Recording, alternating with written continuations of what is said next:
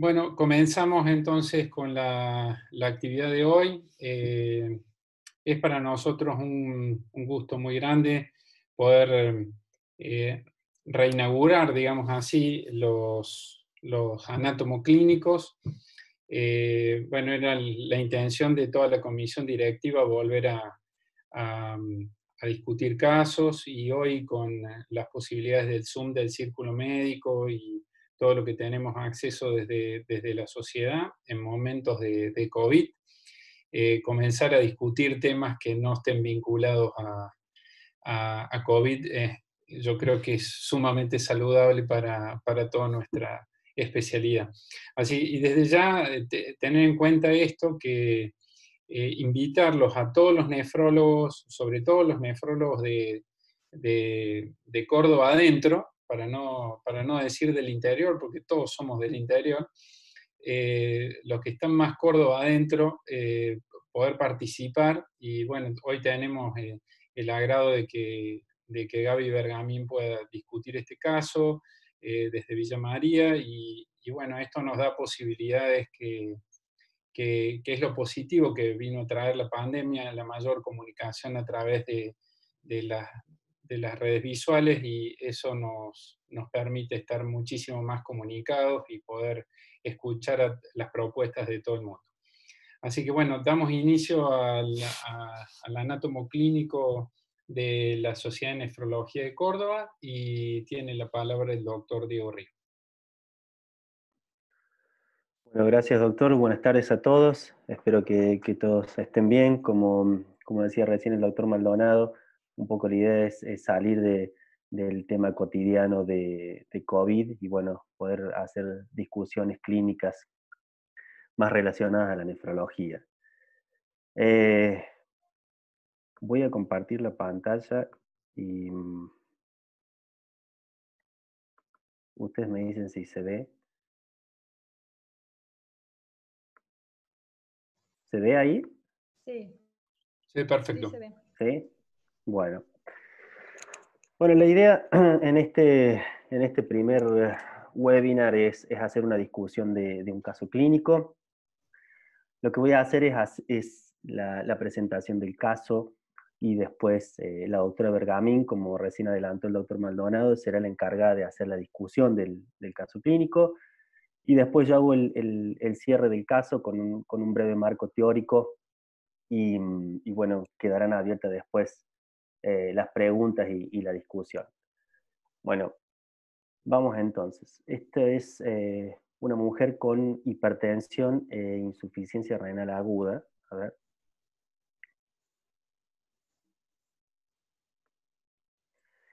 Esta es una mujer de 58 años que es derivada al consultorio de nefrología por aumento de la creatinina. Como antecedentes relevantes, esta mujer tenía diagnóstico de hipertensión desde los 45 años.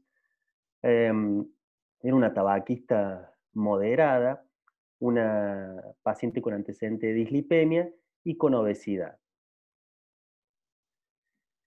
En cuanto a los antecedentes de enfermedad actual, lo relevante de la historia clínica es que esta paciente comienza 6 meses antes de la consulta nefrológica con hipertensión de difícil control. Esta mujer venía medicada desde hacía varios años con losartán 100 miligramos por día.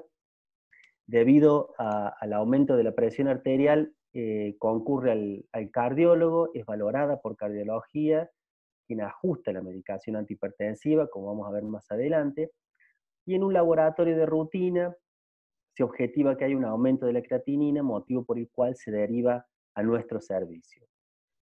Eh, Como dato importante, la paciente tenía consumo de antiinflamatorios de forma temporal, y esto lo hacía por una patología articular. La paciente tenía artrosis de rodilla, probablemente asociada a su sobrepeso, ¿no? En general, la paciente presentaba buen estado general, pero manifestaba tener cifras persistentemente elevadas de presión en su domicilio, y era una paciente que cuidadosamente controlaba su presión arterial, así que era confiable su monitoreo domiciliario. Al momento de la consulta nefrológica, la paciente venía medicada con una combinación de 3 drogas antihipertensivas.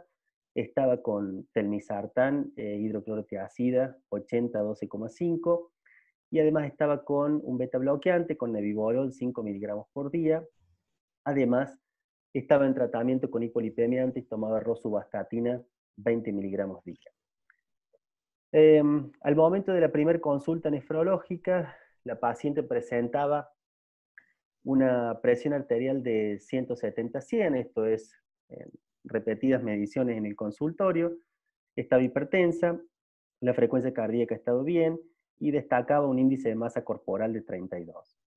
En cuanto al examen físico, la paciente no tenía edemas periféricos, no tenía soplos, no tenía otros datos relevantes en el examen físico y tampoco manifestaba sintomatología que hiciera pensar en secundarismo. La paciente no presentaba palpitaciones, no tenía sudoración, no tenía cefaleas, es decir, que simplemente tenía hipertensión. El laboratorio, al momento de la consulta, o la evolución del laboratorio, mejor dicho, fue la siguiente. 3 meses antes de la consulta con nefrología, la paciente tenía una creatinina normal de 1.1. Un mes antes de la consulta con nefrología, que es cuando la deriva a cardiología, estaba con una creatinina de 1.5, y al momento de la primera consulta nefrológica, lo más relevante del laboratorio era esto que ustedes ven acá en esta tabla. Estaba con una urea de 80, una creatinina que continuaba en ascenso, una creatinina de 1.9, un ionograma con un sodio de 142, un potasio de 3,6, un sedimento de orina que no presentaba particularidades y una proteinuria de 540 miligramos en 24 horas, o sea, una proteinuria marginal. En ese momento, la conducta nefrológica fue, se agrega un bloqueante cálcico como parte de su esquema antihipertensivo, se agrega amlodipina 10 miligramos, se instruye a la paciente a suspender los antiinflamatorios, se solicita un ecodoppler renal, nuevo laboratorio de control y un monitoreo continual con monitoreo domiciliario de presión arterial. En la segunda consulta nefrológica, 3 semanas después de la primera, la paciente continuaba con hipertensión, estaba con una presión en consultorio de 165/95 y traía este laboratorio que ustedes ven acá. Los productos nitrogenados que continuaban en ascenso, una urea de 105, con una creatinina de 2.5, un ionograma similar al anterior. Se repitió el sedimento de orina en donde no mostraba alteraciones y tenía una relación proteína-creatinina en orina de 0.4, o sea, similar a la orina 24 horas, y un laboratorio inmunológico negativo, ¿no? Y el ecodoppler informaba riñones de forma, tamaño y posición normal, con una relación córtico-medular conservada, sin dilatación de la vía urinaria. No se identificaban por este método signos de estenosis de las arterias renales, y lo único que llamaba la atención era que había un aumento del índice de resistencia a nivel de las arterias interlobares, que bueno, es un hallazgo indirecto que puede ser común a distintas patologías. Entonces, los problemas que se plantearon fue una paciente que se presenta con insuficiencia renal aguda, no ligúrica, de etiología no explicada, asociada a una hipertensión de difícil control. Se solicitan métodos complementarios de acuerdo a la sospecha diagnóstica. Yo acá voy a dejar de compartir, así le doy paso a la doctora Bergamín. A ver ahí está. ¿Se ve? Sí, perfecto. No sé cómo correr la...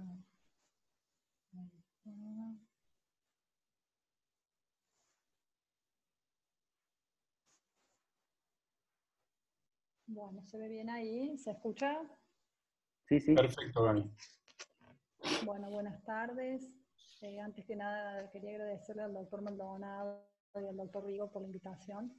Así que que nos tengan en cuenta, como dice el doctor, a la gente de la parte de adentro de Córdoba, les agradecemos mucho.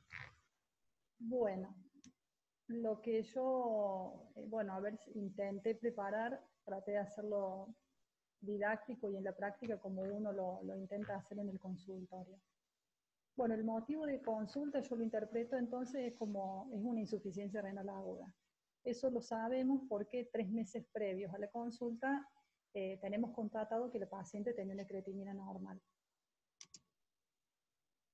Dentro de los antecedentes Gaby, personales, sí, perdona, un poquito más alto, si podés hablar un poquito más alto, porque ahí, escuchan bajo. sí, ahí se Ahí creo escucha que, mejor. ahí creo que está bien. Es medio... Bien, dentro de los antecedentes personales patológicos se destacan los factores de riesgo vascular. Es una mujer posmenopáusica, dislipémica, obesa, tabaquista, como más importante. Y además tiene el antecedente de la ingesta ocasional de antiinflamatorios no esteroideos por patología articular. Entonces, digamos, ¿qué tenemos hasta acá? Tenemos una paciente que tiene factores de riesgo vascular con una reagudización de hipertensión arterial en los últimos 6 meses, acompañado de aumento de creatinina posterior a la administración de una asociación de ARA2 más diurético con sedimento normal, con proteinuria menor a 1 gramo, con un potasio en el límite inferior de la normalidad. Hasta ahí, como digamos primer diagnóstico presuntivo, uno pensaría que es una respuesta a una no muy buena perfusión renal, y una de las cosas que podríamos pensar es una estenosis de arterias renales, y por la edad de la paciente y por los antecedentes vasculares, en que podría ser de causa ateromatosa. Bueno, entonces, ¿por qué pensar en una estenosis de arteria renal de causa ateromatosa?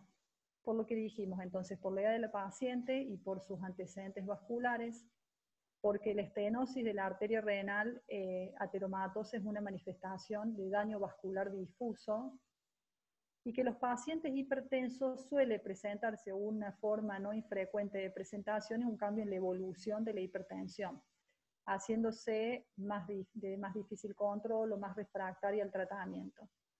En pacientes que no son hipertensos puede debutar con inicio de hipertensión arterial, y en los pacientes que son hipertensos con una reagudización de la hipertensión arterial.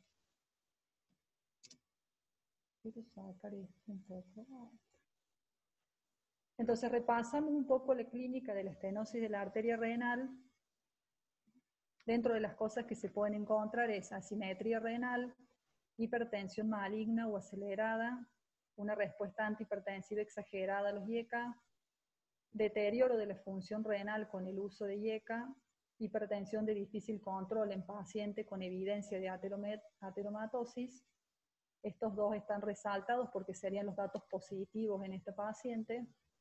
Soplo en hipocondrios, EAP recurrente o enfermedad renal crónica de causa no evidente con hipertensión arterial resistente. O sea, dentro de la clínica que podemos encontrar, por lo menos 2 manifestaciones esta paciente las tiene. Con esta clínica vamos a los métodos complementarios. Dentro de los métodos complementarios disponemos de lo que hay, que es el Doppler renal, puede ser angiotomografía o angioresonancia, o la arteriografía renal. El Doppler renal siempre lo hacemos porque es un método que no es agresivo, o sea, es muy inocuo y es útil. Entonces siempre creo que nadie duda en hacer un Doppler renal. La sensibilidad del método dependiendo bastante un poco del lugar donde se hace y es operador dependiente, pero es más o menos del 90%. Y además de informarnos de la arteria renal, también vemos la estructura, el tamaño de los 2 riñones y las otras características renales que son importantes. Si en el Doppler no logramos tener un diagnóstico, no se evidencia la estenosis y tenemos una sospecha marcada, podemos recurrir a la angiotomografía o a la angioresonancia, que son métodos menos invasivos que la arteriografía renal y que tienen mucha utilidad hoy en día y que tienen una buena rentabilidad diagnóstica. Y pienso eso a nivel personal, que en realidad por ahí la arteriografía renal uno lo dejaría para casos donde crea que hasta eventualmente un tratamiento intervencionista puede ser necesario, pero no creo que sea en el caso, o por lo menos no de primera línea, en los pacientes cuando sospechamos que el origen de la estenosis sería más de causa ateromatosa. Así que en principio yo creo que una vez hecho el Doppler, si seguimos teniendo esta sospecha clínica, sería útil hacer o una angiotomografía o una angioresonancia. Con respecto al tratamiento de esta entidad, hay dos objetivos que son el control de la presión arterial y evitar la progresión de la lesión estenosante y la pérdida de la función renal consecuente o progresiva, si la lesión estenosante estuviera. Y las opciones de tratamiento son dos: tratamiento médico versus la angioplastia percutánea.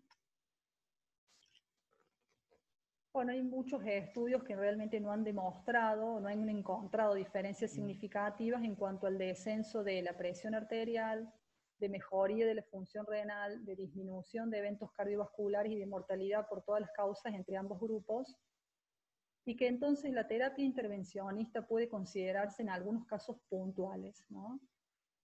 En estos casos serían estenosis de arteria renal que sea hemodinámicamente significativa, con hipertensión maligna, acelerada o resistente al tratamiento médico o con intolerancia a las dosis necesarias.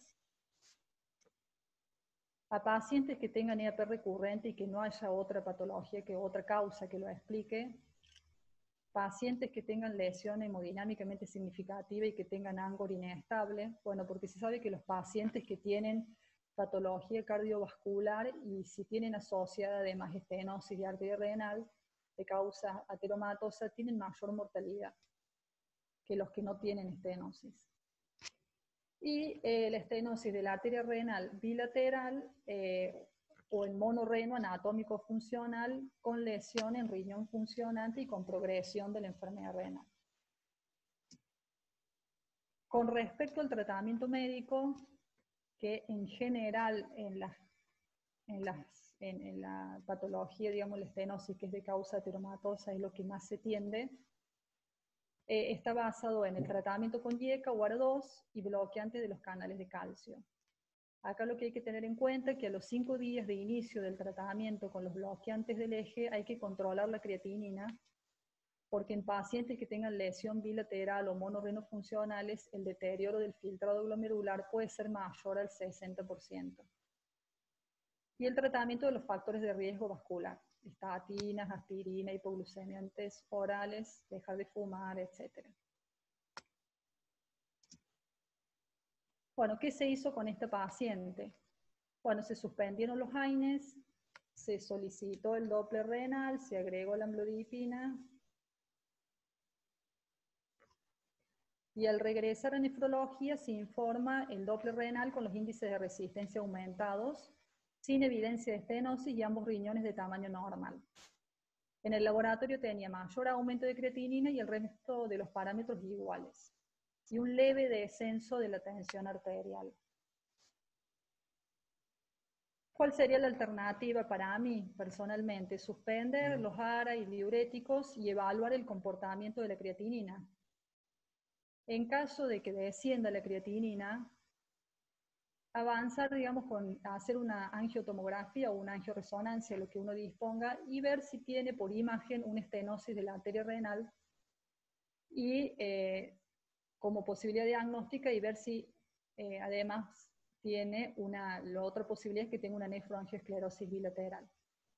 En realidad, si encontramos una estenosis de arteria renal unilateral, sabemos que para que el paciente eleve la creatinina tiene que tener además compromiso en el otro riñón, porque si tuviera el otro riñón completamente normal y funcionante, por más que tenga una estenosis unilateral, no va a elevar la creatinina. Así que es importante eso tenerlo en cuenta, porque dentro de que tenemos que incluir en el razonamiento, es como que va de la mano, estar pensando que además por todos los antecedentes que tiene esta paciente, probablemente también tenga una nefroangioesclerosis bilateral.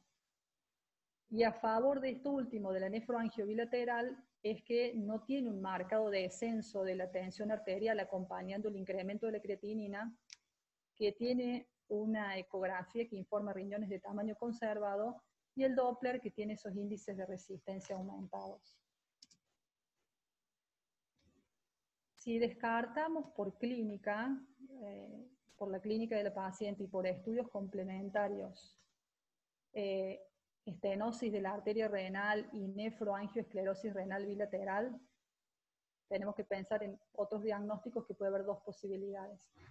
Por clínica me refiero que, bueno, que en el caso de que hubiera bajado la creatinina, comportándose que ese aumento de creatinina hubiera estado en relación a efectos hemodinámicos en la perfusión renal y que después luego uno en las imágenes pudiera ver si tiene una estenosis y si no la tiene, pensar en la nefroangioesclerosis bilateral. Si no logramos llegar a ese diagnóstico, con lo que tuvimos de diagnósticos de estudios complementarios, no podemos confirmar eso y tenemos que seguir pensando causas en un escenario que entonces supongamos que suspendemos las drogas y la creatinina no baja, que la creatinina se mantenga estable o incluso suba, eso no lo sé, no sé qué pasó ahí. Uno tendría que pensar, una posibilidad es que sea una nefrotoxicidad inducida por medicamentos, y otra posibilidad pensar en una glomerulopatía aguda. Con respecto a nefrotoxicidad por medicamentos, los medicamentos pueden producir daño a nivel renal en cualquiera de las estructuras renales, tubular, túbulo intersticial, glomerular o lesión vascular. Nuestra paciente tenía ingesta ocasional de AINES por la patología articular y estaba medicada crónicamente con ARA2, con diurético, con beta bloqueante y estatina. Los AINES inhiben la ciclooxigenasa disminuyendo las prostaglandinas. El riñón mantiene la tasa de filtrado glomerular a través de la regulación del tono de arteriolas aferentes y eferentes mediado por moléculas vasodilatadoras y constrictores intrarrenales. Y en pacientes con depresión de la volemia, la perfusión renal depende de estas prostaglandinas para vasodilatar la arteriola aferente y contraer la eferente. El daño renal inducido por los AINES se explica por disminución de la concentración de prostaglandinas, especialmente con el uso crónico, y en pacientes que simultáneamente reciben IECA, ARA2 o diuréticos pueden conducir a una necrosis tubular aguda.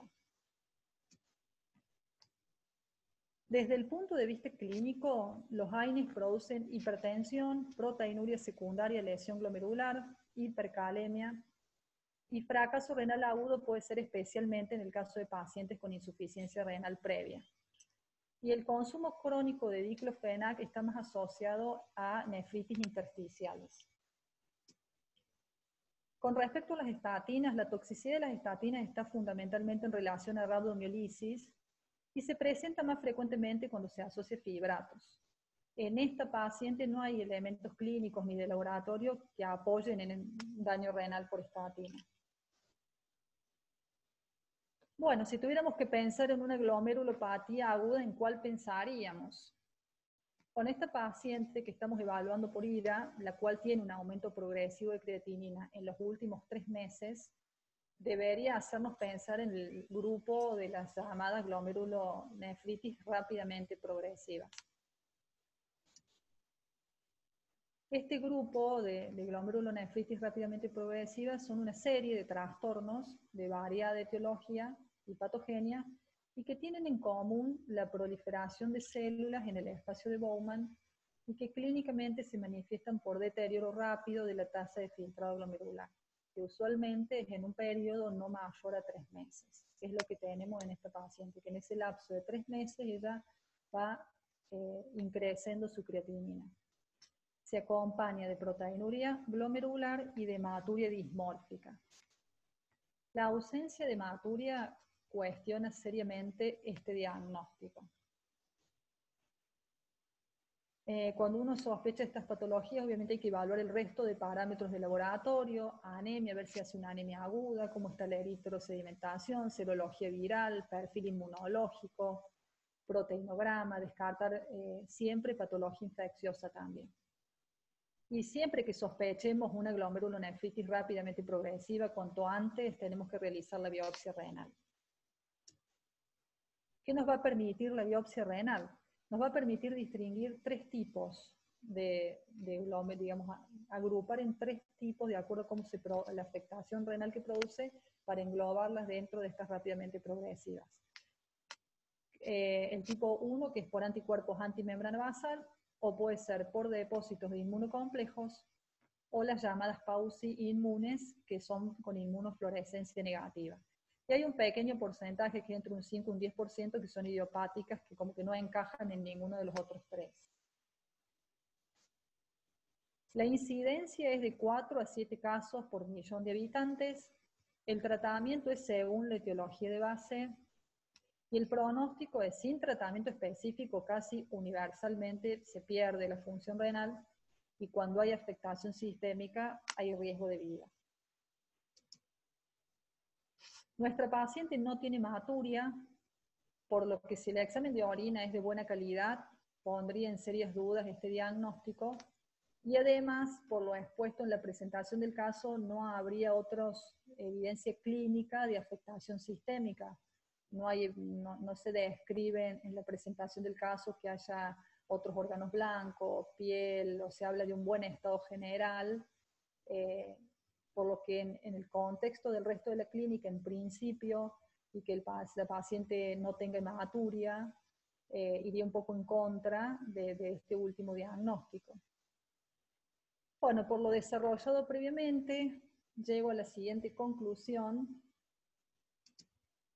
y es que creo que esta paciente lo que puede tener es una insuficiencia renal aguda asociada a una disminución de la perfusión renal, secundaria a la administración de los AR2 más el diurético, en una paciente que puede tener una estenosis de arteria renal o no, más una nefroangioesclerosis bilateral, o una necrosis tubular aguda secundaria a isquemia renal por combinación de AINES a los medicamentos previamente mencionados.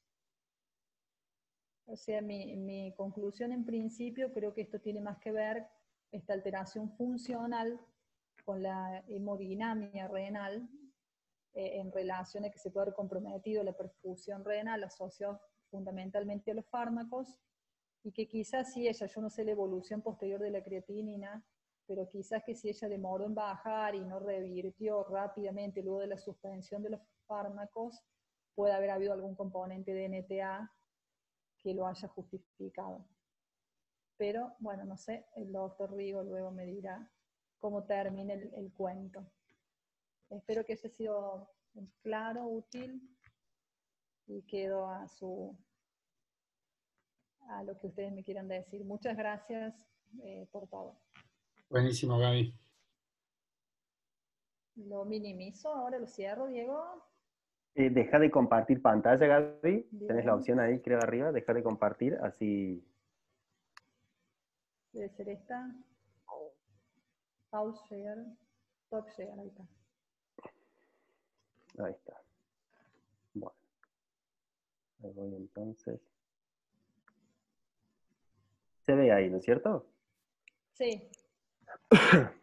Sí, Bueno. perfecto.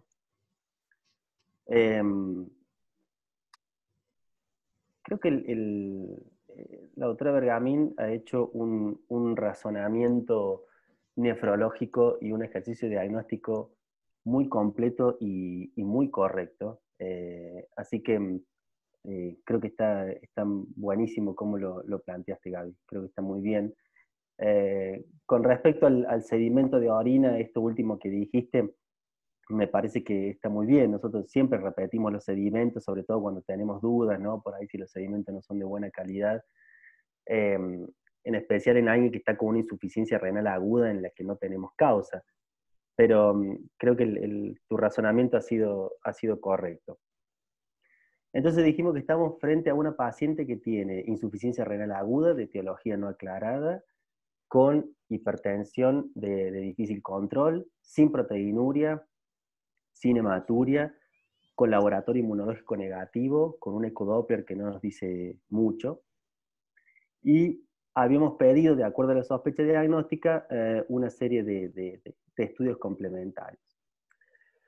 La paciente regresa al consultorio, le pedimos renina-aldosterona, pero por una cuestión de que un paciente con hipertensión de difícil control, si es posible pedirle, se le pide, para descartar hiperaldosteronismo. La paciente tenía un índice, una relación aldosterona-renina de 3, con lo cual quedaba descartado el hiperaldosteronismo, no tenía aldosterona elevada, a pesar de que estaba con medicamentos que interfieren, ¿no es cierto?, con la interpretación de los valores de renina y aldosterona.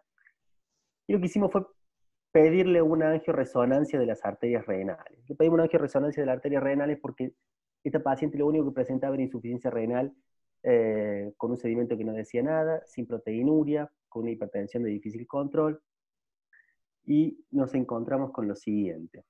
Se le hace la angioresonancia de las arterias renales, en donde se objetiva una estenosis crítica de la arteria renal izquierda y de la arteria renal derecha a nivel del ostium, como pueden ver ahí, ¿sí?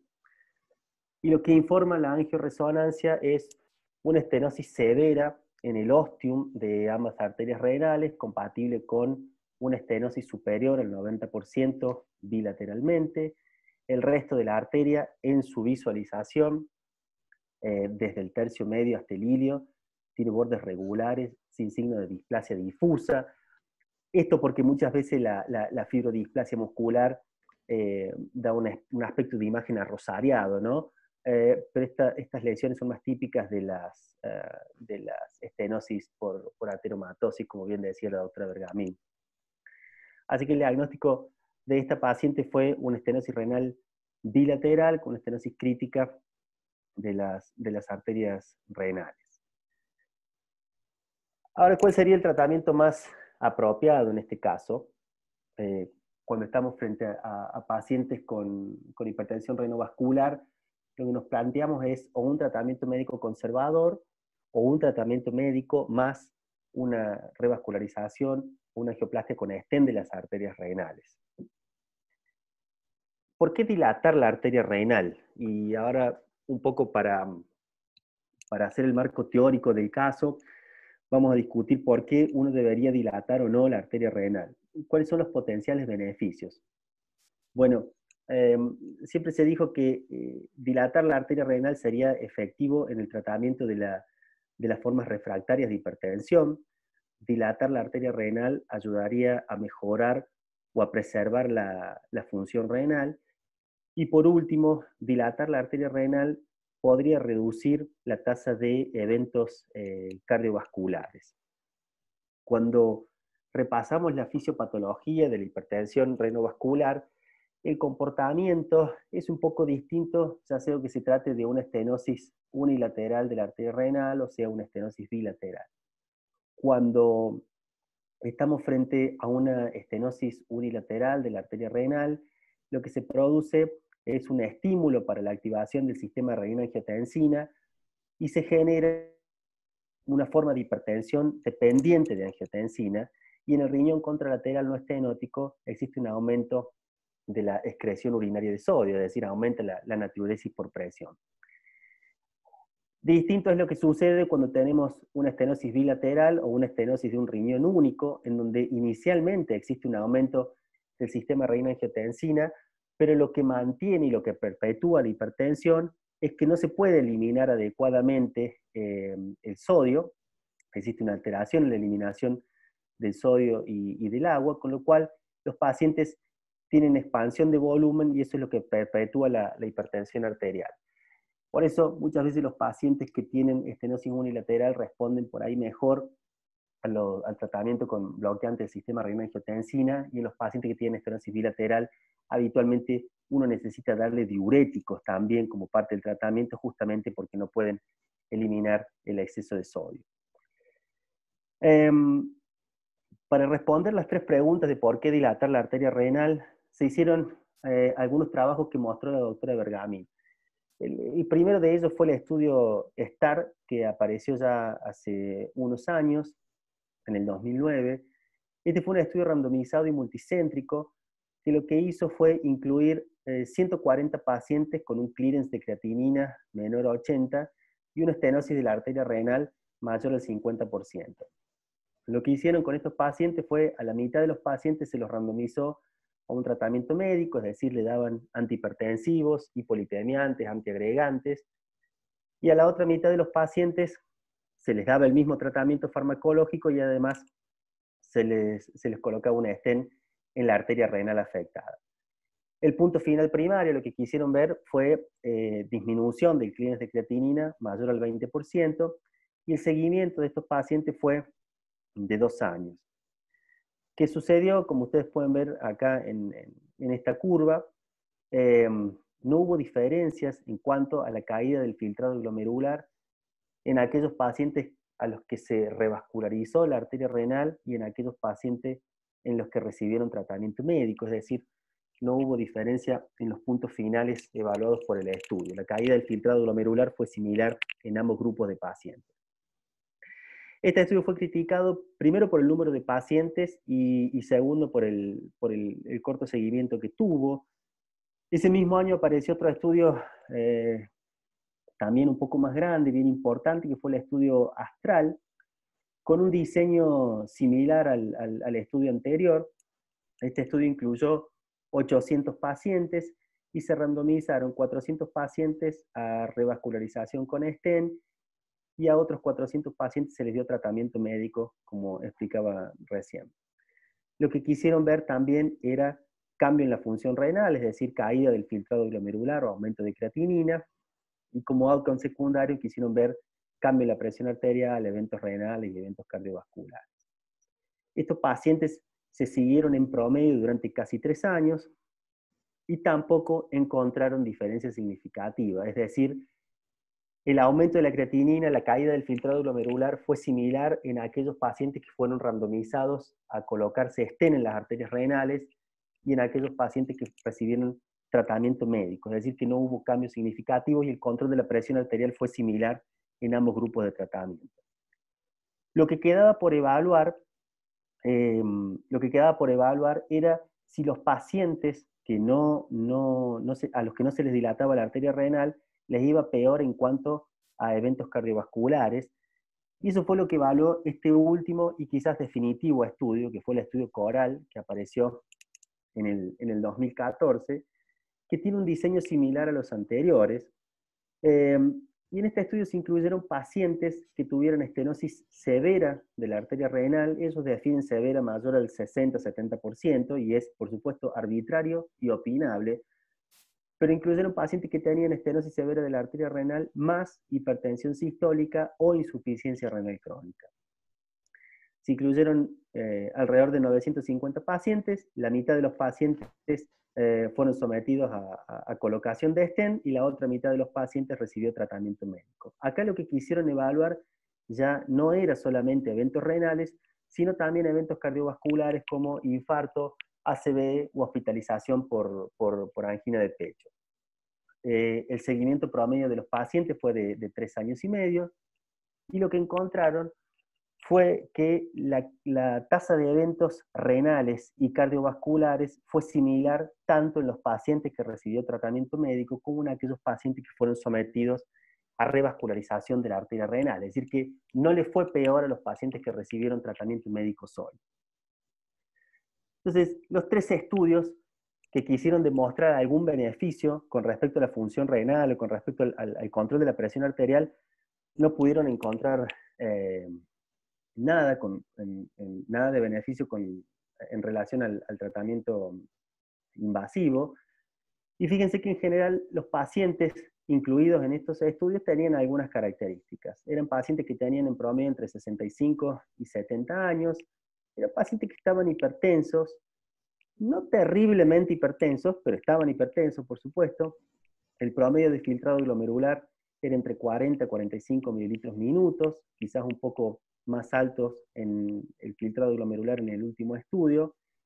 El porcentaje de pacientes con estenosis de la arteria renal bilateral era de alrededor del 50% en el STAR y en el Astral, y mucho menos en los pacientes del último estudio, en el Coral, solamente 20% con estenosis bilateral. ¿Qué es lo que pasa si revascularizamos la la arteria renal, es decir, siempre va a mejorar la función renal, y eso va a depender un poco de la función renal basal de los pacientes. Y este gráfico lo explica muy bien. Este fue un estudio que se hizo con alrededor de 500 pacientes en la Mayo Clinic, es un estudio de Textor, que probablemente es la persona que más ha escrito de esto. Entonces, son todos pacientes con insuficiencia renal crónica, con estenosis de la arteria renal, y a quienes se les revascularizó, es decir, se les puso stent en la arteria renal. Lo que quisieron ver era, de acuerdo al filtrado glomerular, cuántos de los pacientes llegaban a diálisis independientemente de que hayan recibido revascularización. Entonces, cuando uno mira acá, ve que los pacientes que tenían insuficiencia renal crónica avanzada, son estas dos últimas curvas de acá abajo, es decir, los pacientes que tenían filtrado por debajo de 30, y a los que se los revascularizaba, lo mismo llegaban a diálisis. No mejoraba la función renal, no le estabilizaba, los pacientes progresaban en su enfermedad renal independientemente de que se les haya puesto un stent. Quizás alguna mejoría marginal podían tener aquellos pacientes que tenían un filtrado glomerular un poquito más alto, entre 45 y 60. Es decir, que quizás revascularizar o poner stent en la arteria renal va a depender mucho del filtrado glomerular basal de los pacientes en cuanto al éxito terapéutico. ¿Cuál es el inconveniente de todos estos estudios? Y estos estudios lo que hicieron fue excluir a pacientes como el que estamos presentando acá en este caso. Son pacientes que francamente se benefician de la dilatación y de la revascularización de la arteria renal. Entonces, como recién lo explicaba la doctora Bergamín, ¿cuándo uno indicaría revascularizar la estenosis de la arteria renal? Cuando existe un deterioro progresivo del filtrado glomerular durante el tratamiento de la hipertensión, como es el caso de nuestra paciente, cuando existe un fallo para lograr adecuado control de la presión arterial con un tratamiento médico óptimo, cuando hay un deterioro del filtrado glomerular durante el tratamiento con bloqueantes del sistema renina-angiotensina, y esto es cuando la creatinina aumenta más de un 30-40% luego de iniciado el tratamiento, y cuando existe una insuficiencia cardíaca recurrente no explicada por otra causa, es decir, cuando el paciente tiene edema de pulmón a repetición sin una miocardiopatía estructural que lo justifique. Si vemos, nuestra paciente tenía los tres primeros criterios, ¿no?, que justificaban o que hacían pensar que se iba a beneficiar de revascularizar la arteria renal. Entonces, es bien importante separar estos trabajos previos que no mostraron diferencia, pero que estaban hechos en pacientes que tenían insuficiencia renal crónica estable, con una función renal estable, y no en un episodio de insuficiencia renal aguda, en donde probablemente uno no encuentre mayores beneficios, y sí quizás con el tratamiento médico óptimo uno pueda enlentecer la progresión de la estenosis. Pero en este caso de nuestra paciente que tenía un deterioro agudo de la función renal asociado a hipertensión de difícil control, era más probable que se pudiera beneficiar. Bueno, ¿qué es lo que hicimos? Entonces, debido al aumento progresivo de creatinina, a la hipertensión de difícil control y a la estenosis bilateral de la arteria renal, se decide, en conjunto con el servicio de hemodinamia, programar arteriografía y angioplastia con stent de las arterias renales. Les pido disculpas, no puedo mostrar las películas en esta computadora, así que les pido disculpas por eso. Y les cuento cómo evolucionó la paciente. Un mes posterior al diagnóstico, se coloca un stent en la arteria renal izquierda. En ese momento la paciente tenía una creatinina de 2.5, con una presión arterial de 165-85, y estaba medicada con estas 4 drogas, como decíamos recién. Un mes después del primer stent en la arteria renal izquierda, consulta en nefrología, la paciente estaba con una creatinina de 2, con una presión de 140-90, y se logró reducir un 50% la dosis de la medicación antihipertensiva. 2 meses después del primer stent, se coloca el stent en la arteria renal derecha, es decir, se desobstruye la otra arteria renal. En ese momento tenía una creatinina de 1.7, la presión mejor controlada y la medicación sin cambios. Y un mes después de la última dilatación de la arteria renal, consulta nefrología con una creatinina ya completamente normalizada, una creatinina de 0,9, una presión mejor controlada, en promedio estaba con 140/75, y había quedado con esta medicación hasta el día de hoy. Está con telmisartán 40 miligramos día, amlodipina 5, doble antiagregación, desde luego por los stents, y rosuvastatina. Es decir, que la paciente, después de dilatar las arterias renales, no solo que mejoró la función renal, recuperó, sino que también se pudo reducir la medicación antihipertensiva de forma significativa. Entonces el diagnóstico final es una hipertensión renovascular secundaria a estenosis bilateral de la arteria renal, con su consecuente nefropatía isquémica, que es lo que explicaba el aumento de la creatinina. Bueno, y eso es todo. Gracias. Muy bien. Así que muy bien, doctora Bergami. La estenosis de la... Excelente.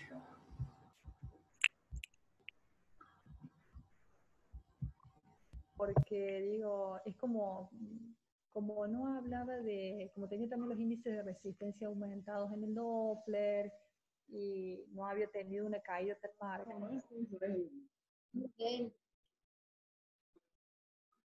Pero lo tenía que haber mencionado, obviamente, que era una posibilidad. Está clarísimo, Diego. Muy bien. Sí, ahora empiezan a saludar, excelente. Sí, ahí no sé si...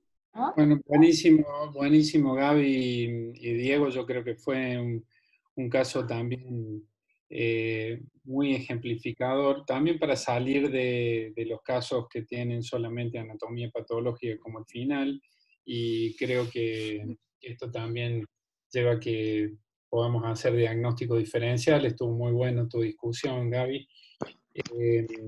Bueno, la idea era justamente esa. Cumplió a rajatabla con los conceptos. Y muy buena la actualización también, Diego, del tema. ¿Hay preguntas? ¿Hay algún comentario? ¿Alguna otra cosa que quieran comentar? Están abiertos a preguntas. En el chat hay solo felicitaciones, excelente caso, excelente ambos. Bueno, están todos contentos. ¿Alguna pregunta?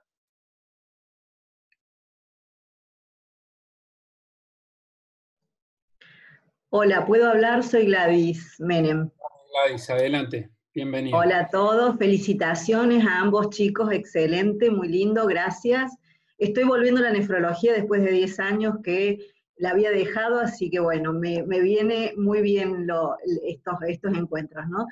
Lo que quería sugerir es que, bueno, como nefrólogos nos vamos específicamente al problema renal, ¿no? Pero esta paciente que tiene 58 años, es obesa, tiene un factor de riesgo metabólico muy grande, y puede ser que los estudios que mostraba Diego, que no hay grandes cambios en los pacientes con el deterioro de la función renal de 40 para abajo, de un filtrado menor a 40, puede ser porque no nos estamos fijando como nefrólogos. Obviamente en el consultorio nos dan 15 minutos para ver al paciente, pero hay una cuestión metabólica de la inflamación sistémica que no la podemos ver si no buscamos la insulinoresistencia, la PCR, el dosaje de vitamina D y esas cosas que pueden mejorar la performance del paciente en el largo tiempo, ¿no? Es para tenerlo en cuenta. Yo, antes de ser nefróloga, hice la residencia clínica médica y ese corazoncito siempre me llama para ver el paciente más integralmente, ¿no? Para que lo tengamos en cuenta. Felicitaciones, chicos. Sí, Doc, completamente de acuerdo. Creo que lo que usted dice es correcto, y siempre hay que tener una visión integrada del paciente. Esa paciente, desde luego, tenía ecocardiogramas y estaba estudiada. Uno por ahí no lo pone para no hacerlo tan extenso, pero lo que usted dice es absolutamente así. Así que gracias por el comentario, Doc, es así. Gracias. A propósito de lo que dijo Gladys, un poco invitarlos que en septiembre estamos invitados como sociedad a las jornadas intersocietarias que se realizan obviamente se realizaban acá en Córdoba, va a ser virtual, por lo tanto quizá todos van a poder acceder a esas jornadas que la organiza la SAC, la sucursal de la Sociedad Argentina de Cardiología acá, a través de la doctora, una de la presidenta actual de la SAC, y se van a basar en el síndrome cardiorreno-metabólico, justamente, y los impactos sobre todas las estructuras, tanto vasculares y los órganos de choque habituales. Así que más que pertinente el comentario tuyo, Gladys, porque es un tema que se ha reflotado enormemente y que el riñón no está ajeno a todo ese sufrimiento. Y quizá ahora con la venida de los nuevos inhibidores de SGLT2, hablo de dapaglifosina, canaglifosina, empaglifosina, como así también otros de los que actualmente son drogas utilizadas para la nefropatía diabética, están más vinculadas en justamente atacar este endotelio inflamado. Hay un montón de otros beneficios que se están descubriendo, no solo para diabéticos, sino que en la progresión de enfermedad renal crónica y en los pacientes vasculares.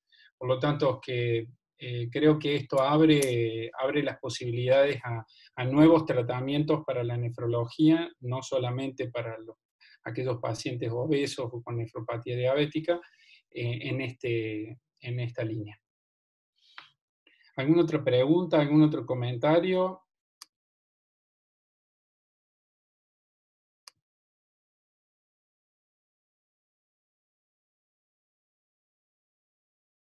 Bueno, yo diría que estamos bastante en tiempo. Son las 7. Esto pretende ser justamente una reunión de 1 hora. Creo que hemos cumplido para que cada uno siga con sus actividades y con el día. Para mí un gustazo ver más gente del interior, o de adentro de Córdoba, que es la idea que tiene esta comisión directiva, de que puedan participar. Desde ya, si tienen casos, son bienvenidos para los próximos Ateneos. Está Diego Rigo, es uno de los encargados de esta actividad. Y bueno, bienvenidos a todos, siéntanse parte de la sociedad y el interactuar en todo tipo de reuniones. Va a haber nuevos webinars para adelante y también más reuniones anatomoclínicas. Esa es la actividad que le vamos a dar mayor preponderancia en este año. Así que bueno, les mando un saludo muy grande a todos. Creo que si no hay comentarios, estaríamos para cerrar. No sé, Diego, ¿querés hacer algún...? No, simplemente, bueno, agradecerle a todos, como dijo usted, creo que está buenísima la participación de todos, y agradezco principalmente a la doctora Bergamín su buena predisposición y su discusión, que estuvo muy bien. Así que gracias, Gaby. Gaby, excelente, y la verdad que ha roto el hielo en estos nuevos anátomos clínicos acá en el 2020, así que bienvenidos a todos y nos estamos viendo muy próximamente. Gracias a ustedes por mirar para adentro. Estamos en contacto. Sigamos así. Un abrazo grande a todos. Chau, chau.